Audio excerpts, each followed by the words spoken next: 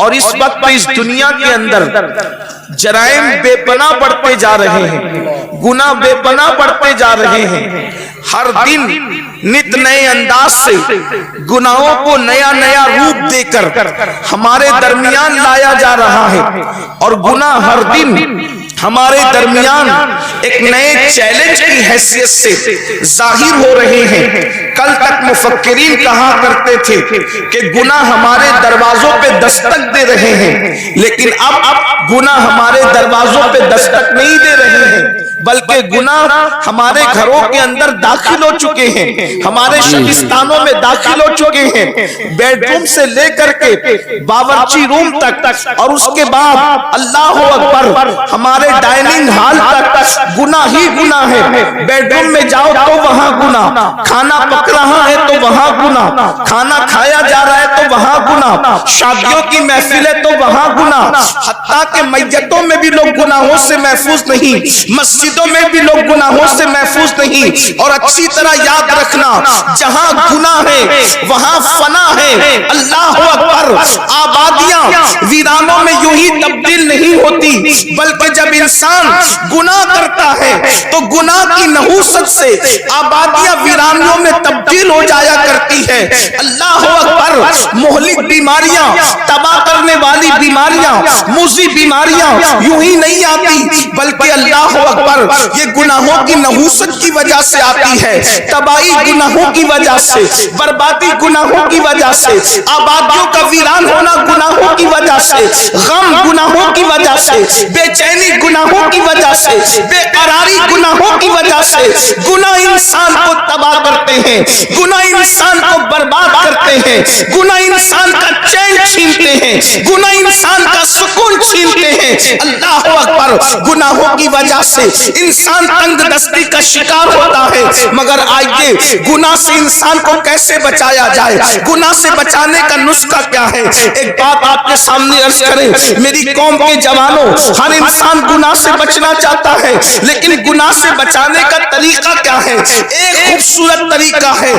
اللہ اکبر، جب دل گناہ کرنا چاہتا ہے تو انسان گناہ کرتا ہے۔ اللہ اکبر، جب دل میں گناہ کا خیال آتا ہے تب انسان گناہ کرتا ہے، اور دل میں گناہ کا خیال آتا کب ہے؟ اللہ اکبر، جب دل میں اللہ عشق مصطفیٰ نہ ہو، محبت رسول نہ ہو، تو دل کے اندر گناہ کے خیالات جنم لیتے ہیں۔ اس لیے کہ میرے آقا علیہ الصلوۃ والتسلیم کے پیارے دیوانوں، جب دل میں خود محبوب جلوہ گر ہو تو دل میں گناہ کا خیال کیسے پیدا ہوگا؟ جب دل میں آمنہ کے لال کی جلوہ گری ہو تو پھر دل میں گناہ کا خیال کیسے پیدا ہوگا؟ اس کو یوں سمجھ لو، جب تک میرے آقا مکے میں تھے اور مدینہ منورہ نہ گئے تھے تو اس وقت مدینے کی زمین مدینہ نہیں کہلاتی تھی بلکہ یثرب کہلاتی تھی۔ اس کو لوگ بلاؤں کا گھر کہتے تھے، بیماریوں کا گھر کہتے تھے، مصیبتوں کا گھر کہتے تھے، لیکن یہ شان مصطفیٰ جان رحمت ہے، یہ عظمت مصطفیٰ ہے۔ حضور نے یثرب میں قدم کیا رکھا؟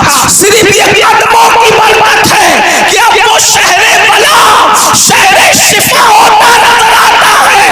اللہ اکبر، اب اس کو کوئی یثرب نہیں کہتا، ساری دنیا اس کو مدینہ کہتی ہے، اور لوگ کہتے ہیں نہ ہو آرام جس بیمار کو سارے زمانے سے، نہ ہو آرام جس بیمار کو سارے زمانے سے اٹھا کے لے کے آئے خاک ان کے آستانے سے۔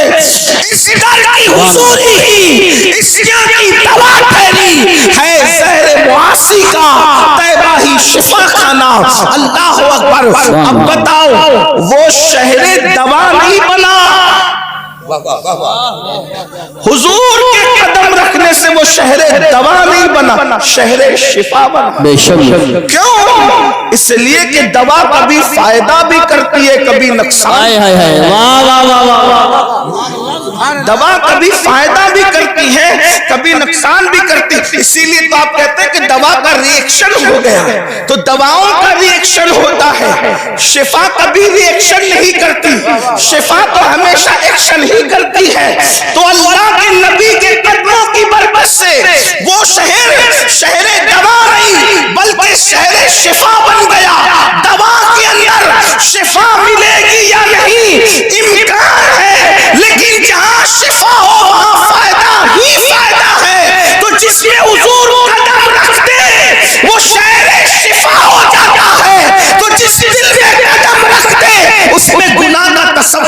کیسا، تصور کیسا، اس کتاب کا تصور کیسا. اسی لیے امت کے مجتہدین نے سب سے بڑی محنت اس بات پہ کی ہے کہ لوگوں کے دلوں میں عشق رسول پیدا کیا جائے، لوگوں کے دلوں میں محبت رسول پیدا کیا جائے. اور یہ محبت رسول نعرے والا نہیں صرف، یہ محبت رسول رسم والا نہیں صرف، بلکہ حقیقت میں لوگوں کے دل میں محبت پیدا کی جائے. اب یاد رکھیں، محبت اور عشق پیدا کرنے کے لیے اللہ اکبر ہم تھوپتے نہیں ہیں. پہلی بات یاد رکھنا، اے میری قوم کے جوانوں، ہم حضور کی محبت کو تھوپتے نہیں ہیں، بلکہ واللہ تاللہ باللہ حضور ہے ہی ایسے جو حضور کو سن لیتا ہے، جو حضور کو سن لیتا ہے، جو حضور کو دیکھ لیتا ہے، وہ حضور سے عشق کرنے پہ مجبور ہو جاتا ہے. اللہ کی کائنات میں اتنی عظیم ہستی کبھی پیدا نہیں ہوئی، کسی زمانے میں پیدا نہیں ہوئی. اللہ اکبر، دنیا میں لوگ بہت آئے، زمانے میں لوگ بہت آئے، مگر اللہ اکبر میرے نبی جیسا دنیا میں کوئی آیا بھی نہیں اور آ بھی نہیں سکتا. خدا نے ان جیسا کسی کو بنایا ہی نہیں. اللہ اکبر، کیا شان ہے مصطفیٰ جان رحمت کی. اللہ اللہ، پھر کہہ رہا ہوں، یہ محبت تھوپی نہیں جا رہی ہے، بلکہ واقعی حضور ہیں ہی ایسے، ان سے پیار کیا جائے، ان سے محبت کی جائے. ان کی شان کیا ہے؟ اللہ اکبر، دشمنوں نے سنا اور ان کے سامنے صحیح تعارف پیش کیا کر دیا گیا تو اللہ اکبر دشمن بھی پیار کرنے پہ مجبور ہو گئے. اللہ اللہ، آئیے میں آپ کو بتاؤں، لوگ یہ جو کہتے ہیں آج پوری دنیا کے اندر حضور کے خلاف جو مشن چلایا جا رہا ہے تاکہ لوگوں کو اللہ کے رسول سے بدگمان کر دیا جائے، یاد رکھنا یہ بدترین زبانیں منہ کے اندر ختم ہو جائے گی، لیکن مصطفیٰ جان رحمت کے خلاف کوئی تحریک نہ کامیاب ہوئی ہے نہ کبھی کامیاب ہو سکتی ہے. مسلمانوں، ہماری ذمہ داری ہے اپنے نبی کا صحیح تعارف کراؤ اور لوگوں کو بتاؤ، لاؤ ایسا قائد جو جان کے دشمنوں کو معاف کرتا ہو، لاؤ ایسا قائد جو دشمن کے لیے اللہ اکبر اپنی چادر بچھاتا ہو، لاؤ ایسا قائد جو گالیاں سن کر کے دعائیں دیتا ہو، لاؤ ایسا قائد جو جانوروں سے بھی پیار کا تصور عطا کرتا ہو، لاؤ ایسا قائد اللہ اکبر جو اتنا بڑا ہے، اتنا بڑا ہے، اتنا بڑا ہے کہ خدا اس کی رضا چاہتا ہو اور وہ پاگلوں کا بھی خیال کرتا ہو، وہ چوٹیوں کا بھی خیال کرتا ہو، وہ مینڈکوں کا بھی خیال کرتا ہو. بڑی معذرت کے ساتھ ہم نے سب کا تعارف کرایا، اپنے نبی کا صحیح تعارف نہ کرا سکے. کیوں؟ اس لیے کہ برا مت ماننا، سب کو اپنے باپ داداؤں کی پڑی ہے. نبی کا سچا تعارف کون کرا رہا ہے؟ مجھے بتائیں.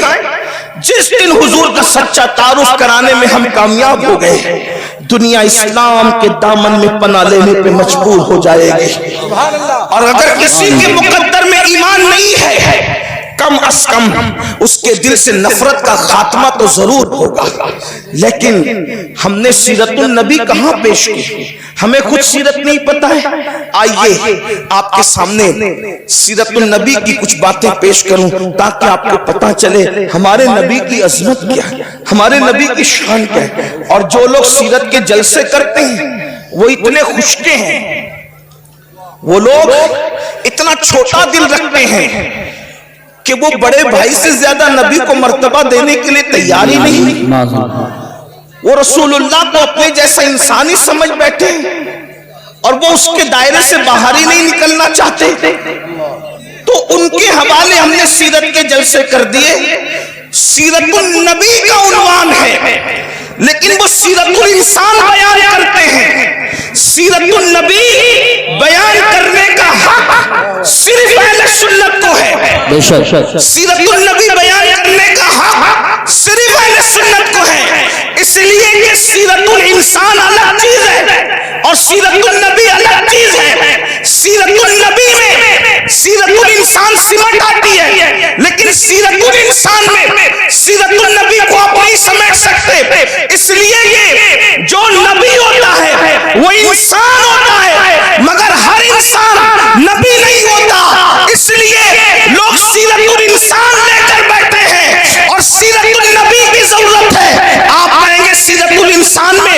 سیرت النبی میں فرق کیا ہے؟ آپ توجہ فرمائیں. لوگ کہتے ہیں کیا؟ یہ کہتے ہیں آج یہ کہ وہ تو اتنے ہماری طرح انسان تھے، وہ تو اتنے ہماری طرح انسان تھے کہ حلیمہ کی بکریاں بھی چلاتے تھے اور وہ بکریوں کا دودھ بھی دوتے تھے. اس طرح کہہ کر کے انسان کے دل میں کیا عظمت بیٹھ سکتی ہے. لیکن ہم کہتے ہیں اگر بکری کا دودھ دونے کا ذکر کرنا ہی لوگوں کا شوق ہے تو پھر ہم سے بھی دودھ دونا سن لو. اللہ اکبر. تم کہتے ہو کہ وہ بکری کا دودھ دوتے تھے، ہم بھی کہتے ہیں ہاں دوتے تھے. لیکن فرق کیا ہے؟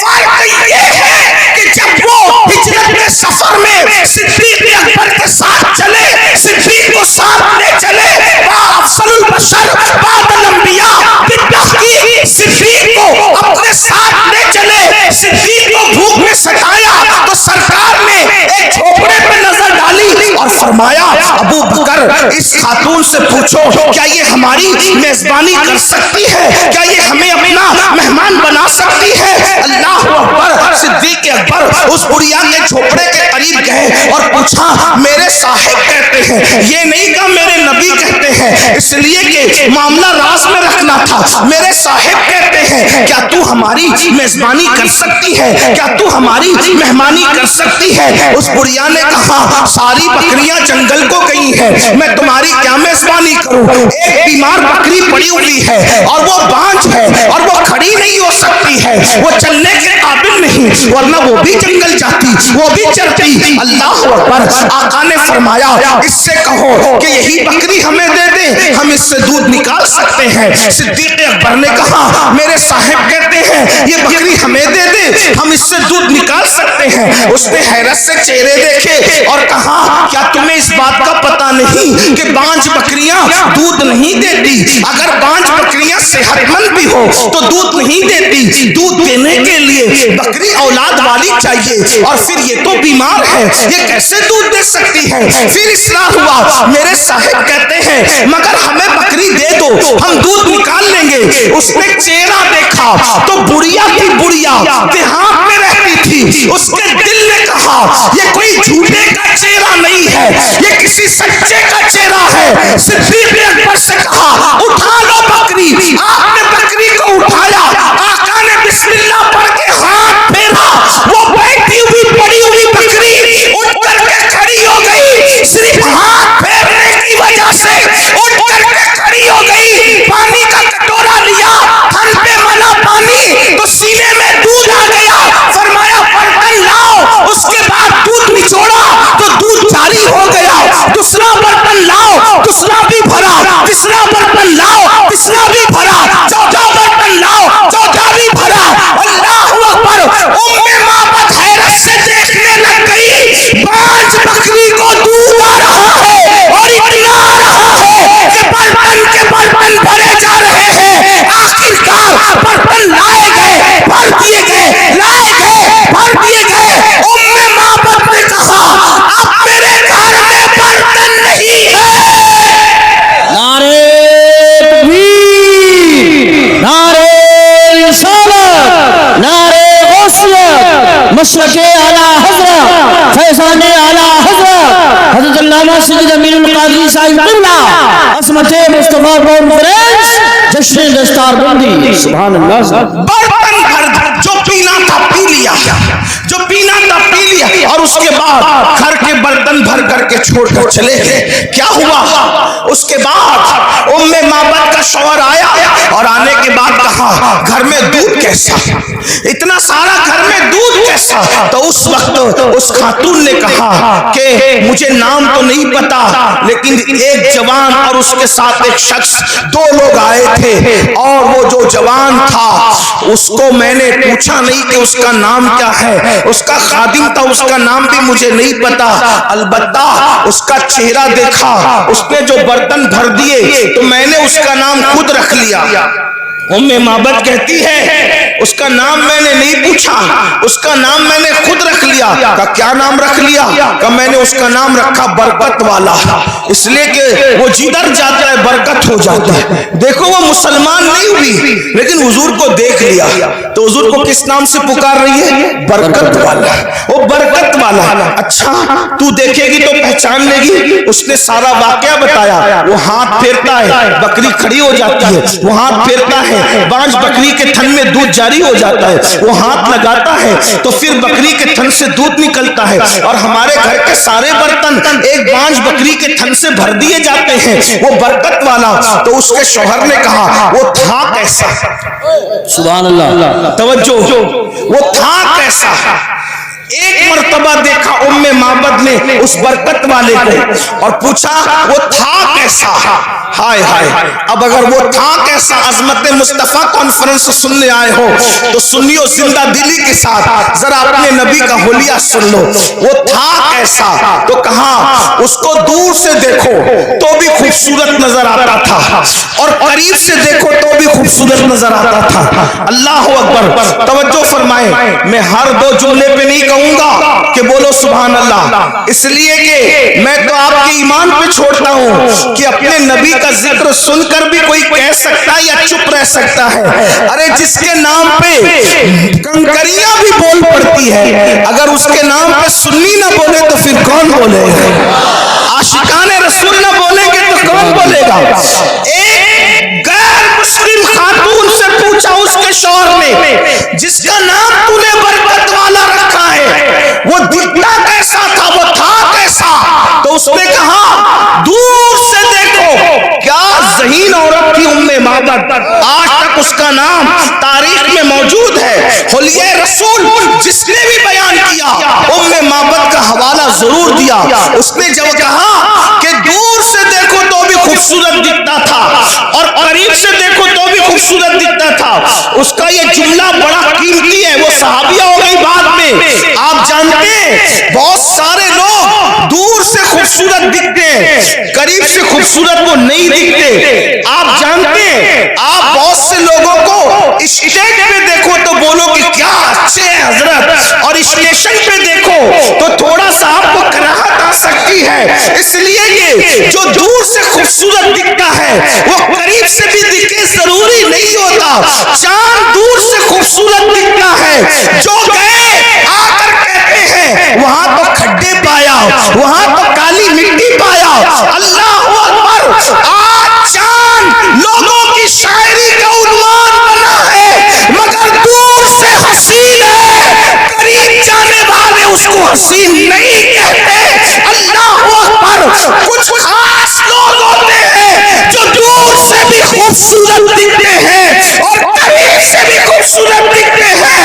وہ دیہاتی عورت بھی اس نے کہا جس کو میں برکت والا کہہ رہی ہوں وہ اتنا خوبصورت تھا کہ دور سے بھی حسین تھا اور قریب سے بھی حسین۔ سبحان اللہ، نعرہ تکبیر، میرے امام، اللہ، میرے امام یا رسول، میرے امام اب اس حسن کو کس طرح بیان کیا بات ہے، سبحان اللہ۔ سرتاب قدم ہے تنے سلطان زمن پھول، سرتاب قدم ہے تنے سلطان زمن پھول، لب پھول، دہن پھول، زخن پھول، بدن پھول، واللہ جو مل جائے میرے گل کا پسینہ مانگے نہ کبھی عطر نہ پھر جائے دلہن پھول، دندان و لب و زلف و رخ شاہ کا فدائی ہے در عدن لال یمن مشک ختن پھول، دل اپنا بھی شیدائی ہے اس ناخن پاکا اتنا بھی مہ نو پہ نائے چرک خوہن پھول، اور کیا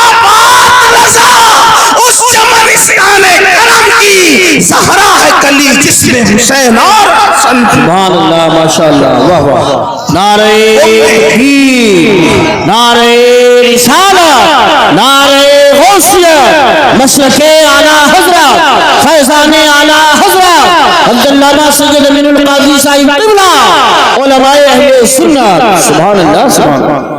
उस उम्मे माबद ने कहा वो दूर से भी खूबसूरत था और करीब से भी खूबसूरत। हाय हाय। फिर उसने कहा अल्लाह अकबर, उसके रुखसार बड़े चमकदार थे।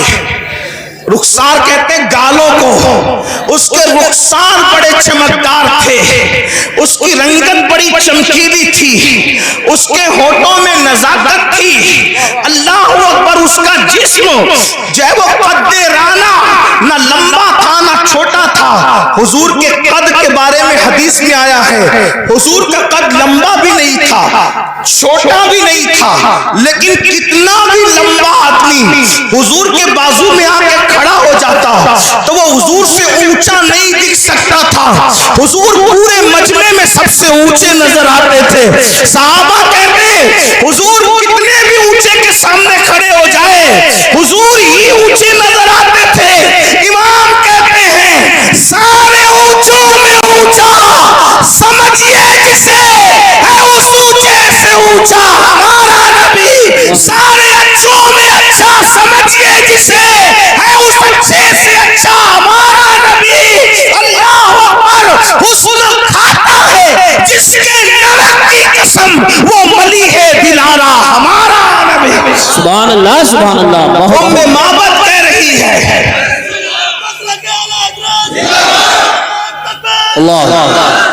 उम्मे माबद कह रही ना छोटे कद का था ना ऊंचे, इसलिए कि छोटा हो, कोई छोटा हो तो बुरा ना मानना, छोटा हो तो भी खूबसूरत नहीं दिखता ज्यादा, और लंबा हो तो भी बहुत अच्छा नहीं लगता। मियाना कद। हज़रत अमीर खुसरो कहते हैं हुजूर का हुस्न बयान करते हैं, कहते हैं परी पैकर निगारे सर्व कद्दे लाला रुखसारे। परी पैकर निगारे। मुझे पता है इस पर आपको बहुत लोगों को समझ नहीं आएगी, लेकिन इश्क से सुनोगे तो सब समझ आएगा। परी पैकर निगारे सर्व कद्दे लाला रुखसारे सरापा आफत दिलबूद शब जाए के मन बूदम। और मेरे इमाम कहते हैं कुमरी ने गुल उनको कहा, सुभान अल्लाह, बल्कि बुलबुल ने गुल उनको कहा। हर मखलूक अपने सब्जेक्ट पर उनको देख रही है।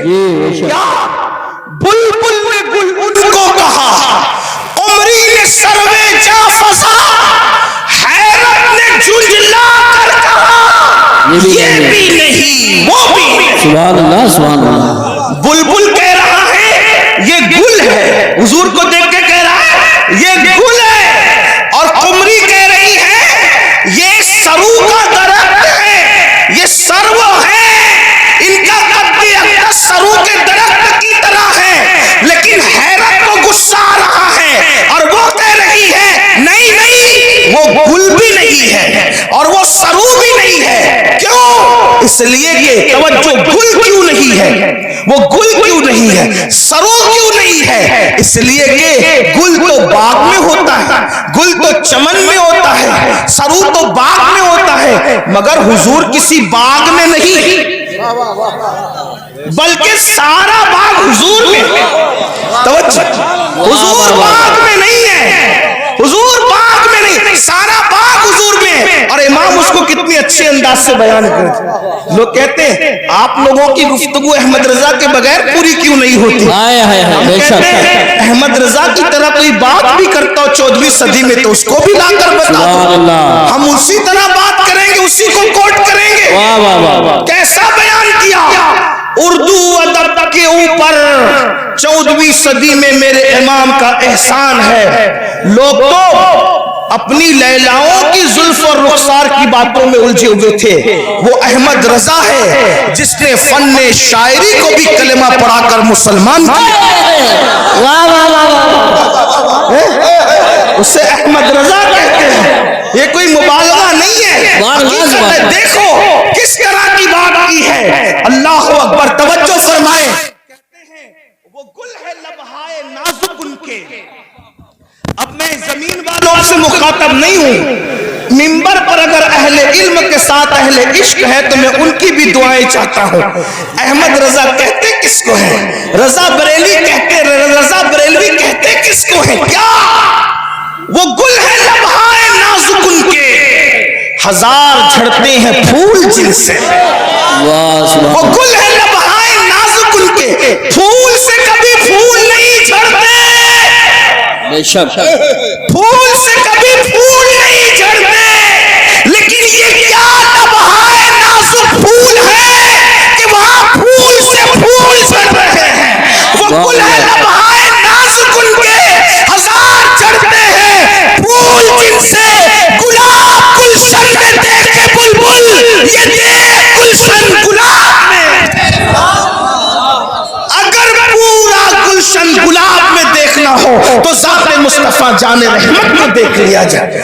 اور کہتے ہیں انہی کی بو مایہ سمن ہے, انہی کا جلوہ چمن چمن ہے, انہی سے گلشن مہک رہے ہیں, انہی کی رنگت گلاب میں ہے. اور ایک مقام پر کہتے ہیں وہی جلوہ شہر بشیر ہے, وہی اصل عالم دیر ہے, وہی نیر ہے, وہی بیر ہے, وہی پاٹ ہے, وہی تھار ہے. اللہ اکبر. تو میرے آقا علیہ السلام کے پیارے دیوانوں, جس وقت ام معبد نے برکت والے کا حلیہ بیان کیا, اس کے شوہر نے کہا کتنا حسین ہے وہ, کتنا خوبصورت ہے وہ, کتنا جمیل ہے وہ, ایک جھلک میں بھی دیکھ لوں. وہ گیا کدھر ہے تو پتہ بتایا ادھر کو گیا ہے. اور بالآخر اپنے شوہر کو لے کر اور اپنی فیملی کو لے کر ام معبد پہنچی مدینہ منورہ, اور لوگوں سے پوچھتی وہ برکت والا کہاں ہے, وہ برکت والا کہاں ہے, وہ برکت والا کہاں ہے. لوگ کہتے کون برکت والا,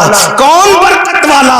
اب بتا بھی نہیں پاتی کہ کون ہے, کیونکہ اپنا نام اس نے اپنی مرضی سے خود حضور کا نام رکھ لیا تھا برکت والا. لیکن اللہ اللہ اچانک برکت والا ڈھونڈ رہی تھی. صدیق اکبر کسی کام سے جا رہے تھے, دیکھ گئے شوہر کا, وہ دیکھو اس کا ساتھی ہے, اس جوان کا ساتھی وہ شخص ہے. وہاں پہنچے اور پوچھا ابو بکر صدیق سے, وہ تیرا برکت والا صاحب کدھر ہے.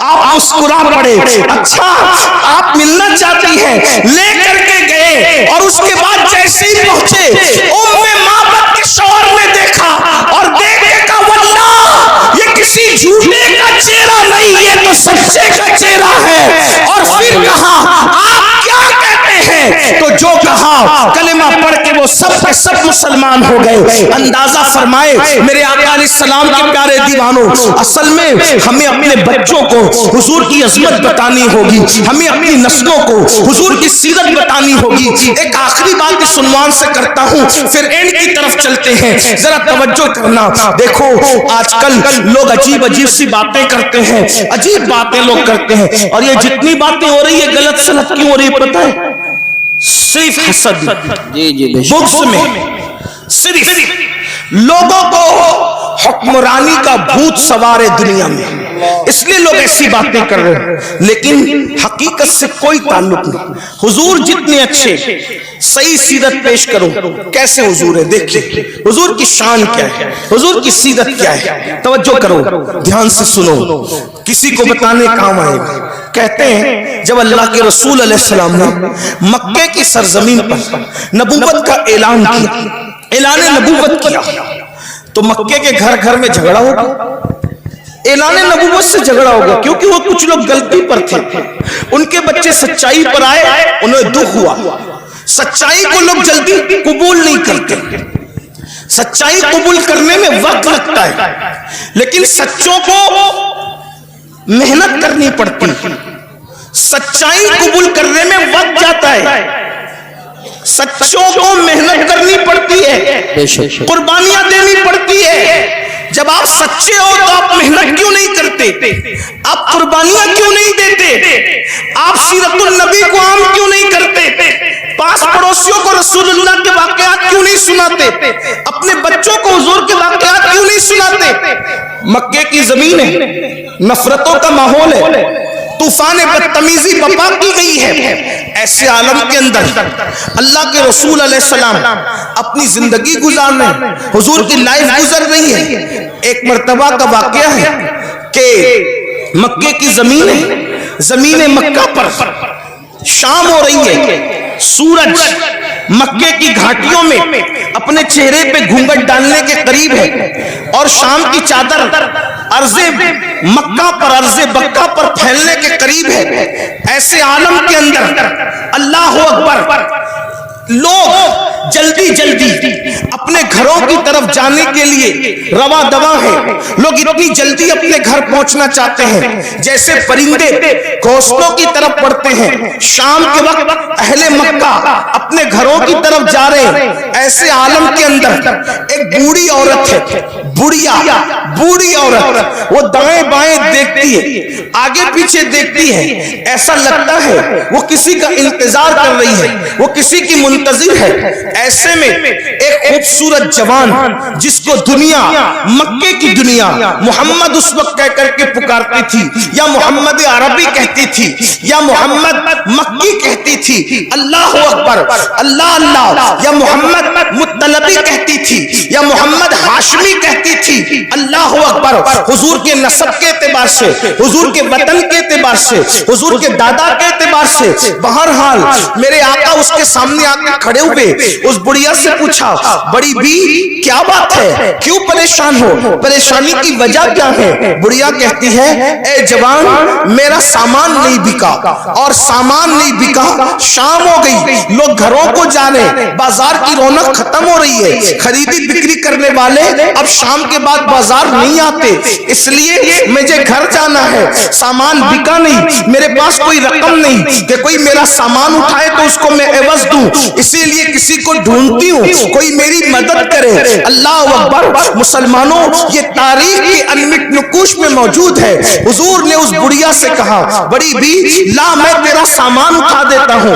उसका सामान उठाया, उसके पीछे पीछे चले, और उसके बाद जब उसका घर आया तो बुढ़िया ने कहा, यही मेरा घर है, सामान रख दो। सामान रखकर बड़ी मासूमियत से कहा, अच्छा बड़ी माँ मैं चलता हूँ। और बुढ़िया ने कहा, तू कितना अच्छा, मक्के की जमीन पर ऐसे लोग रहते हैं, इनमें तू कितना अच्छा, कितना प्यारा, कितना सादा, अल्लाह अकबर। मेरे पास रकम नहीं देने को, लेकिन तेरी प्यारी प्यारी सूरत देखकर मुझे तुझ पे प्यार आता है। सोचा रकम नहीं दे सकती, तो बुढ़िया से कहा, माई अगर तू मजदूरी नहीं दे सकती, मैं तो मजदूर भी नहीं हूँ, इंसानियत के नाते मैंने तेरे साथ एहसान किया है। बुढ़िया ने कहा, तूने मुझ पे एहसान किया, मैं तुझ पे एहसान करना चाहती हूँ। बड़ी अम्मा, कौन सा एहसान? चंद अल्फाज तेरे दामन में डाल दूं ताकि तुझे काम आए, मैं तुझे नसीहत करूं ताकि तुझे काम आए। अल्लाह अकबर। आका अलैहिस्सलाम ने मुस्कुराते हुए कहा, अच्छा माई बोलो, क्या नसीहत करती हो? उस बुढ़िया ने कहा, इस मक्के की जमीन पर मोहम्मद नाम का एक जवान है। तवज्जो करना मुसलमानों, कितना गलत प्रोपेगेंडे का नुकसान होता है, गलत प्रोपेगेंडे के भयानक नताइज क्या होते हैं, लेकिन गलत प्रोपेगेंडे को किस तरीके से खत्म किया जाता है ये अल्लाह के रसूल ने बताया है। अल्लाह अकबर, अल्लाह अकबर। उस बुढ़िया ने कहा, एक जवान है, उसका नाम मोहम्मद है, और वो अब्दुल मुत्तलिब का पोता है, अब्दुल्ला का बेटा है, अबू तालिब का भतीजा है। बेटा, और उसने ऐसी बातें करनी शुरू की कि घर घर में झगड़ा हो गया, घर घर में फसाद हो गया, आपस में फूट पड़ गई, और लोग उसकी तरफ तेजी से जा रहे हैं। और बेटा, मैंने सुना है कि उसकी जबान में इतना असर है, उसकी जबान में इतनी तासीर है कि जो उसके करीब जाता है उसी का होकर रह जाता है, जो उसके करीब जाता है उस पर उसका भी जादू चल जाता है। बेटा, तू उसके करीब कभी मत जाना, तू उसके करीब कभी मत जाना, वरना उसका जादू तुझ पर भी चल जाएगा, तू उससे मुतासिर हो जाएगा। अल्लाह अकबर। अपने खिलाफ, अपने मुंह पर, अपने हवाले से बात सुनकर हुजूर को गुस्सा नहीं आया, हुजूर को जलाल नहीं आया। अल्लाह के रसूल ने क्या फरमाया, माई क्या तुमने मोहम्मद को देखा है? उसने कहा नहीं देखा। क्या तुमने उनकी बातें खुद सुनी है? नहीं, मैंने नहीं सुना, लोगों से सुना। अब मेरे आका कितनी मासूमियत से कहते हैं, फरमाते हैं, बड़ी भी, जिस मोहम्मद की तुम मुखालफत कर रही हो, जिस मोहम्मद के खिलाफ तुम बातें कर रही हो, अगर मैं कह दूं कि वो मोहम्मद मैं ही हूं, तब तुम क्या करोगी? इतना सुनना था। वो जज्बात में आकर कहती है, वल्लाह अगर वो मोहम्मद तुम ही हो तो मैं भी तुम्हारा कलमा पढ़ के मुसलमान हो जाओ। सुभान अल्लाह, माशाअल्लाह, गौर फरमाएं, वाह वाह वाह वाह, अंदाजा फरमाएं, अल्लाह के रसूल या रसूल अल्लाह, अल्लाह के रसूल अलैहिस्सलाम जिंदाबाद, अपने किरदार से, अपने अखलाक से, जिंदाबाद, अपनी सीरत तैयबा से लोगों के दिलों को इस तरह से फतह किया। मेरे आका अलैहिस्सलातु व तस्लीम के प्यारे दीवानों, आज गुनाहों का सैले रवा खत्म करना है तो लोगों के दिल में इश्क पैदा कर, और इश्क रसूल पैदा करना है तो लोगों को हुजूर की सीरत तैयबा बताएं। क्योंकि जिस दिल में आका का इश्क पैदा हो, जिस दिल में हुजूर की मोहब्बत पैदा हो, जिस दिल में हुजूर का प्यार पैदा हो, उस दिल के अंदर गुनाह की मोहब्बत नहीं रहेगी, गुनाह का प्यार नहीं रहेगा। जिसने भी हुजूर से इश्क किया, जिसने भी हुजूर से प्यार किया, वो फिर गुनाहों के अंदर नहीं रह सका, वो गुनाहों के दलदल से बाहर निकला, वो जराइम के दलदल से बाहर निकला। हुजूर अलैहिस्सलाम का इश्क है ही ऐसा जो इंसान को गुनाहों के दलदल से निकाल कर नेकियों की शाहराह पर ला करके खड़ा करता है।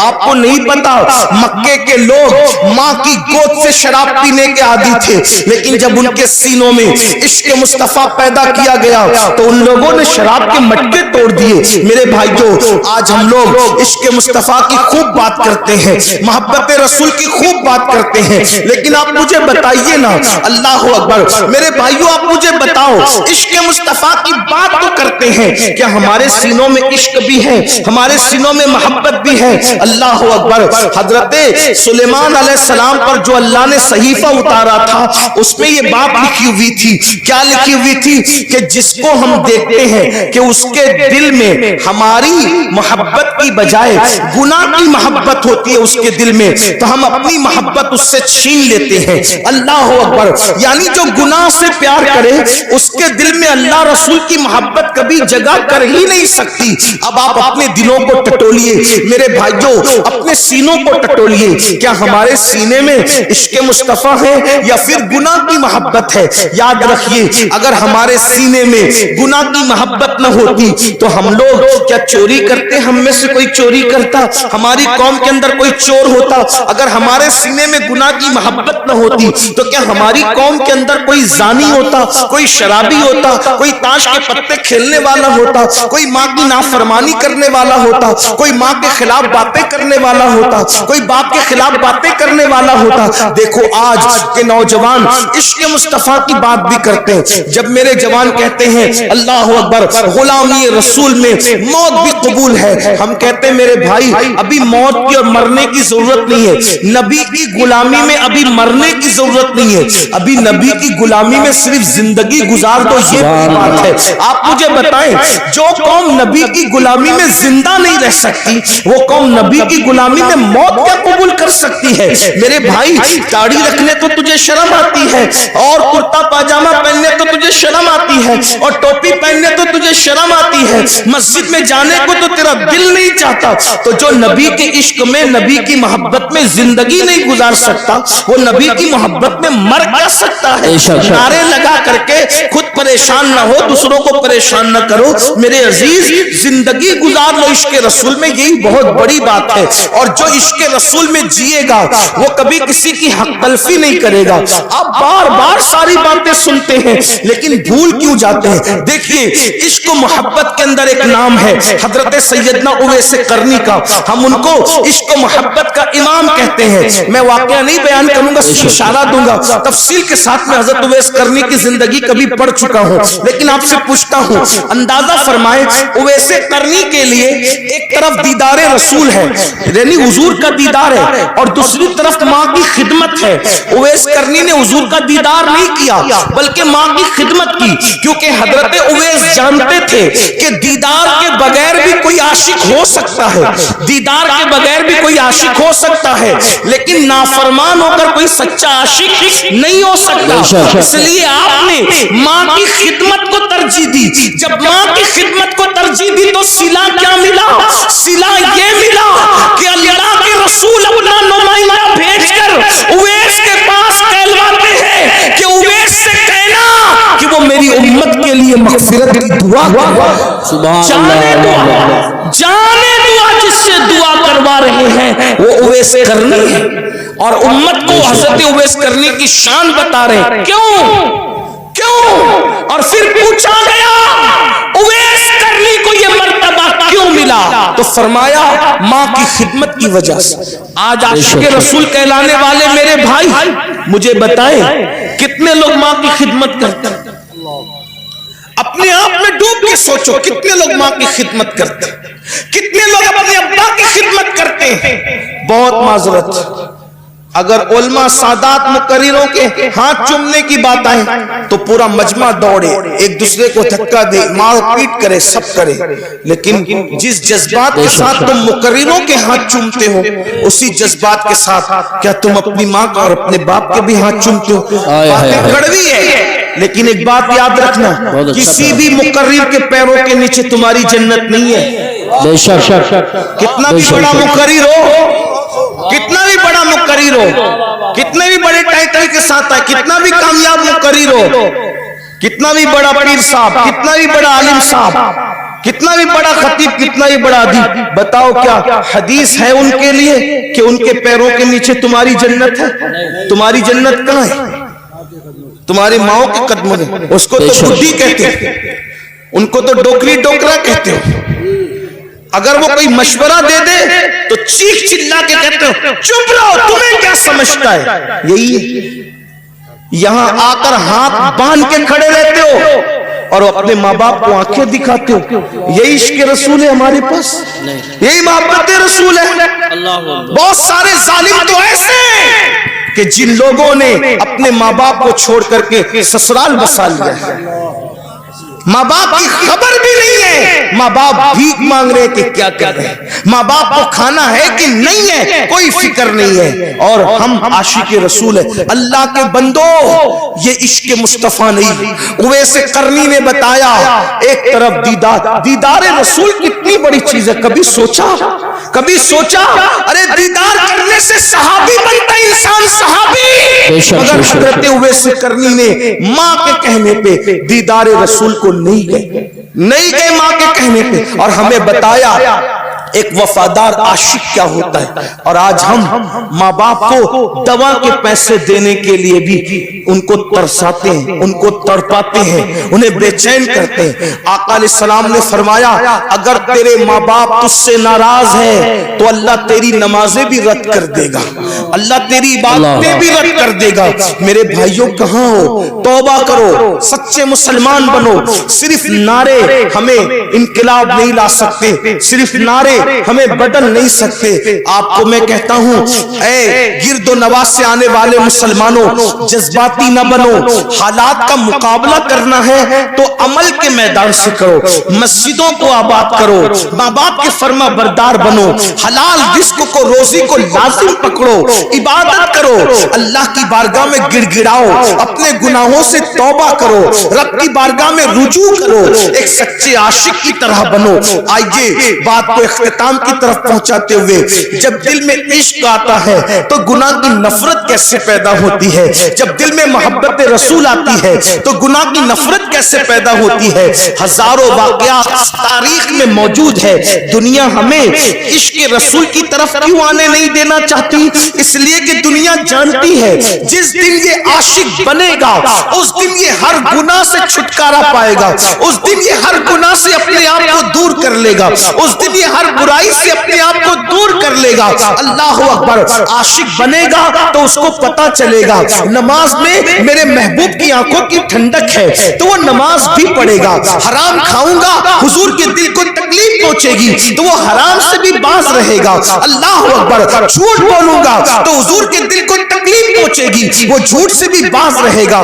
آئیے جو تاریخ کا بڑا خوبصورت سا واقعہ ہے وہ پیش کر کے اپنی بات پوری کر لوں۔ کس طریقے سے بدلتا ہے عاشق، بس عشق پیدا ہو جائے، کس طرح سے تبدیل ہوتا ہے، کس طرح سے اس کی زندگی میں انقلاب آتا ہے، کس طرح سے اس کی زندگی بدلتی ہے۔ اللہ اکبر، کہتے ہیں مکہ المکرمہ میں ایک جوان تھا، اس جوان کو دنیا فضالہ کے نام سے پکارتی تھی۔ فضالہ نام کا وہ جوان اللہ اکبر، بڑا ہسمکھ تھا، ہسمکھ اس کی عادت تھی، ہنسی مذاق اس کی عادت تھی، اور وہ لوگوں سے دل لگی کرتا رہتا تھا، ہنسی مذاق کرتا رہتا تھا۔ اور اللہ اکبر، اس کا حال یہ تھا کہ ایک لڑکی مکے میں بڑی خوبصورت تھی، اس کا دل اس لڑکی سے لگ گیا تھا، اور جوانی تھی، جوانی کا شباب تھا، جوانی کا جوبن تھا، اس نے لڑکی سے پیار کر لیا، محبت کر لیا، اور لڑکی کے عشق میں وہ مبتلا ہو گیا۔ جب لڑکی کے عشق میں مبتلا ہوا تو اس کی عادت تھی وہ روزانہ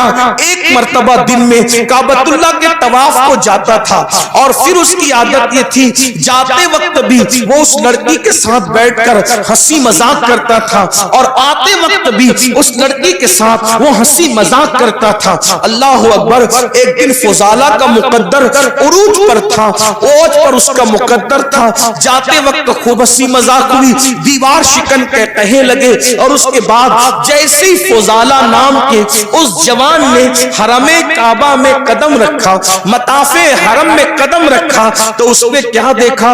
ایک خوبصورت جوان ہے جو پورے انہماک کے ساتھ، خشوع و خضوع کے ساتھ سر کو جھکا کر طواف کعبہ میں مصروف ہے۔